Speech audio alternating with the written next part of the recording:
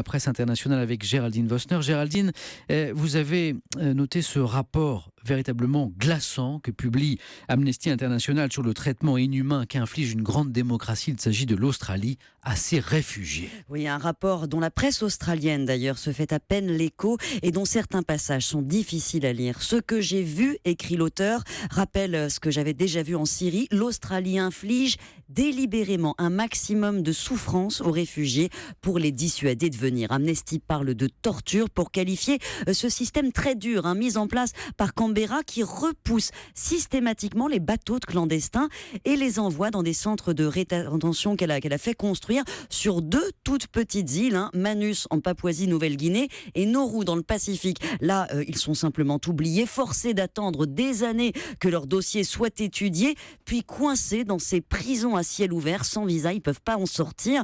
Les cas d'automutilation, de suicide sont très fréquents. Amnesty a pu se rendre 5 jours à Nauru en juillet. Les témoignages rapportés font frémir. Et oui, ce sont les témoignages d'agressions sexuelles, de suicides. Oui, il y a le cas de cette famille irakienne qui ne peut plus sortir parce qu'on lui jette des pierres. Celui de cette jeune fille qui s'est cousu les lèvres, imaginez, rendue à moitié folle par les moqueries de son gardien. Le journal The Guardian avait déjà publié de nombreux témoignages cet été et révélé plus de 2000 incidents rapportés par des réfugiés en 2 ans. Beaucoup de viols, plus de la moitié concernaient des enfants. Mais le gouvernement australien l'a confirmé hier, les autorités ne font rien. La police de Nauru n'a ouvert que 14 enquêtes, une seule poursuite engagée sur 2000 signalements. Il faut savoir que Nauru, c'est une île minuscule, à peine 10 000 habitants, parmi lesquels vivent aujourd'hui 1200 réfugiés, demandeurs d'asile. Elle n'a absolument pas les moyens de conduire ces enquêtes. Et ce qu'Amnesty reproche à l'Australie, Samuel, c'est de s'en laver les mains, d'étouffer les scandales.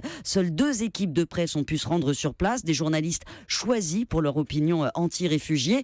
Ils reprennent les arguments des autorités australiennes. Ces réfugiés mentent pour obtenir l'asile. L'Australie soutient que sa politique est humaine puisqu'elle éviterait aux migrants de mourir en mer. Les alliés du pays gardent un silence total. Pour l'instant, seule l'ONU s'inquiète, Samuel. L'ONU qui souligne qu'à Nauru, près d'un tiers des adolescentes, c'est vrai, sont victimes d'agressions sexuelles. Voilà, incroyable, choquant même, venant, et vous le disiez Géraldine, d'une démocratie comme l'Australie.